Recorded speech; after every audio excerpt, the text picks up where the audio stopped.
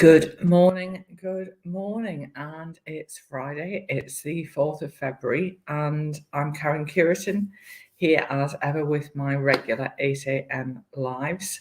Bit of a rush this morning. Had some really exciting news, which is that overnight, in the early hours of this morning, I became an auntie again. Yes.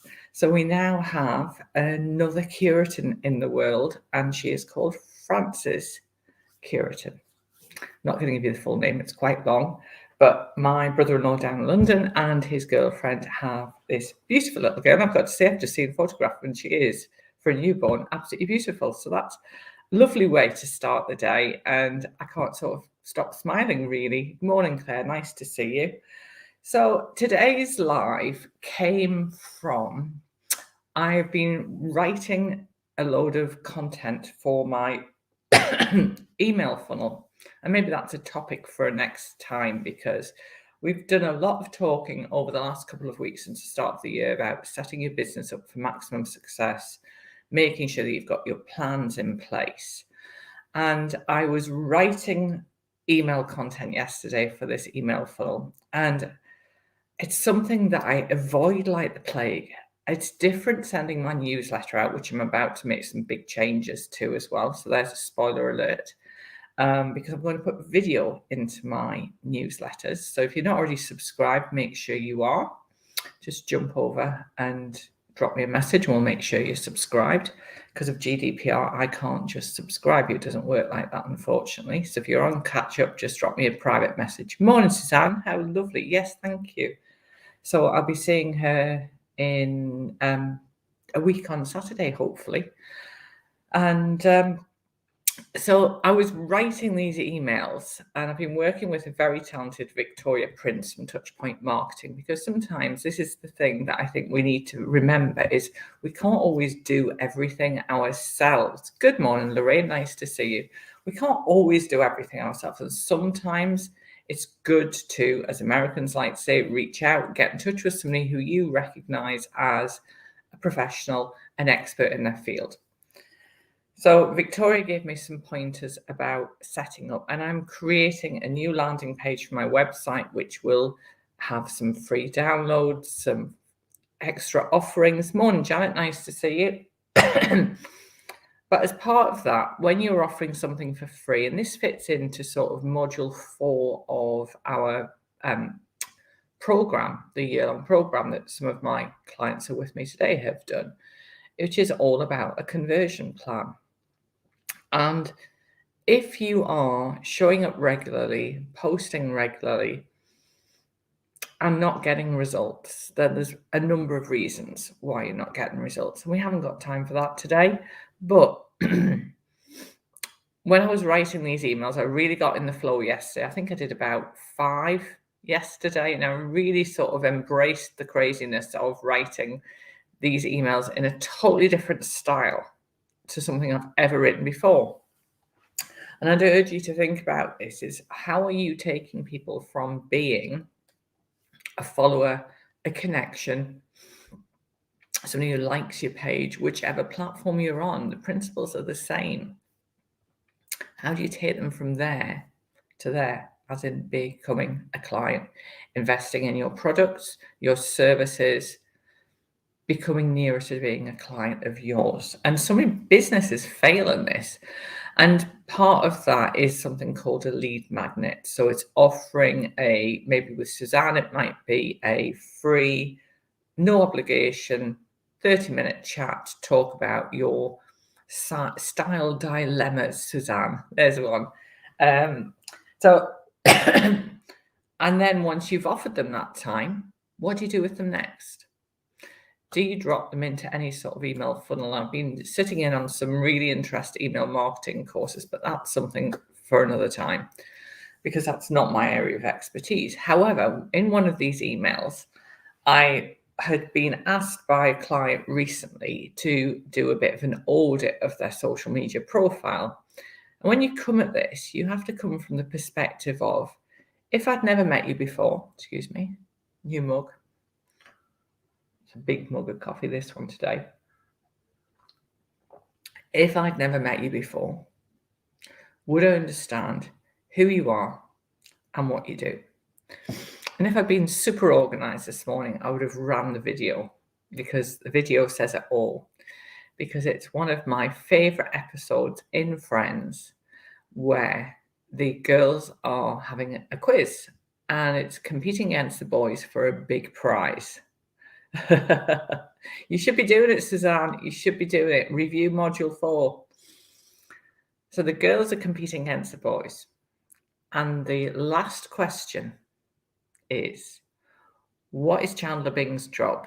Do you remember it? Now, because watching live are all lovely ladies. Now, if like me, you are sad, there's nothing sad about it. You're love Friends. I can watch Friends anytime. No matter how I'm feeling, it always brings a smile to my face. And if we are here thinking, what we're going to watch? Oh, I don't know. Can't be bothered watching. We watch Friends. But this is one of my favorite episodes. So do you remember the answer? Do you remember the answer? Rachel says he's a transponder. And Monica says there's no such thing as a transponder, and the girls lose the use of Monica's apartment, have to move into the Scummy Boys apartment. Do you remember it? And that is a bit like me doing a profile audit. If I look at your business, is it clear to me who you are and what you offer? And this is businesses large and small. It doesn't really matter, because your LinkedIn profile, your Facebook business page, your Instagram bio, your Twitter profile, it doesn't matter which platform it is. But does your profile even pass the friends and family test? Now, with Suzanne, it's quite easy, I think, to understand. So that's a bit of a spoiler, Suzanne. So I'm not going to give you that. But Suzanne is so much more than just a stylist, and not take the just out, so much more than a stylist. I'm going to use you as an example, Suzanne, because we've worked together for a little while. Excuse me. But is it easy? And do your friends and family really know what you do? You know that you work with colour, fashion, but do they know about the services you offer? Because let me say this to you, everybody. Your friends and family could be the people who are going to introduce you to your next customers. And then the next step on from that is, if you are networking, whether online or in person, because we're doing both now, do people get what you offer? Do they understand what you offer? Because if they don't, how can they refer your products or services to their friends and family? So your social media profile is so important. So what I thought we'd do, because we've got a little bit of time, is I'm going to jump over to LinkedIn, to my profile. And of course, you're going to see this as me. And then I'm going to jump over onto my Facebook business page. So 2 very different things. So if we just jump over and screen share, and this is why I like StreamYard. Let's just screen, tab and LinkedIn. There we go. So no, we don't want to do that, because that's just showing me view profile. It's cool, this, isn't it? So let's get past the video. So when we look at somebody's profile, we look naturally at their name first. We look at what they offer. And think about, for your LinkedIn profile, could you be using that first line, which is officially for first and last name, for something else? And then what sits underneath there is called the headline. And the headline is, in essence, what do you offer me? What do you offer? And why should I use you, in essence? Really simple. We haven't got time to go into detail. In LinkedIn, make sure you've got creator mode switched on, because it opens up a whole world of other possibilities. And what we want to do is make this interesting enough so they're then going to scroll down. This is the next bit you see, to the About section. And the About section, you need to make these first 2 lines really compelling. So this is call to action, snapshot about who you offer, and then you want them to click on the see more. Then if we jump over onto my Facebook page, let's just make sure that's sharing. Let's just share a new, let's just jump over and share. See, it's a bit of live stuff going on. Tab, Facebook. Okay. Okay, so again, you are seeing this as I see it as the editor, the owner of my page. Really simple, because this is the company page. And I've got a LinkedIn company page as well, which is different again. Grow your business with social media. Really simple. Photograph that hopefully looks like me on a decent day. And then we have a pinned post, which tells people a little bit more about what I do. So it tells them there.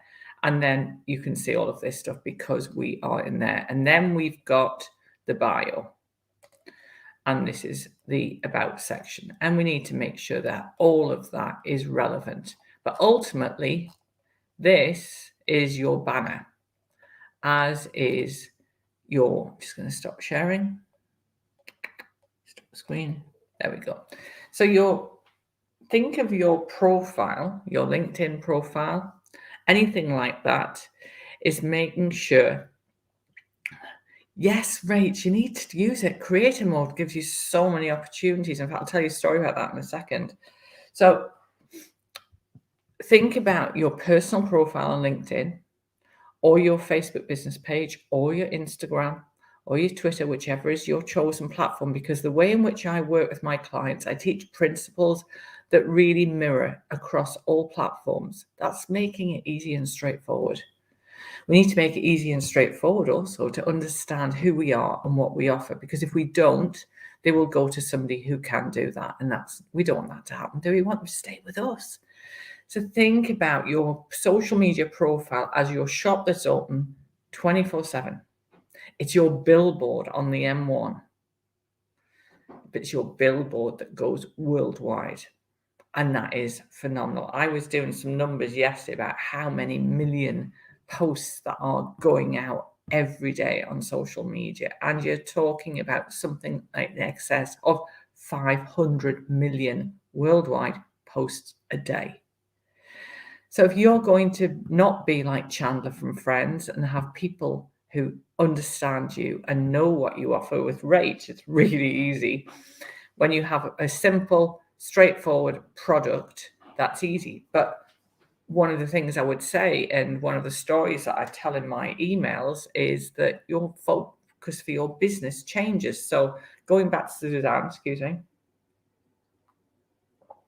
going back to Suzanne, her business changed in lockdown. She was doing people's colours online. Now, that previously was something she'd only ever done in person. She was doing online personal shopping. Now she's doing it in person. So the focus and direction of your business is going to change along with seasonality, along with what your business objectives are, because they may shift. So creator mode, Rach, shouldn't affect your views, has definitely not affected my views. Your views may have been affected because your profile, maybe you're not hanging out.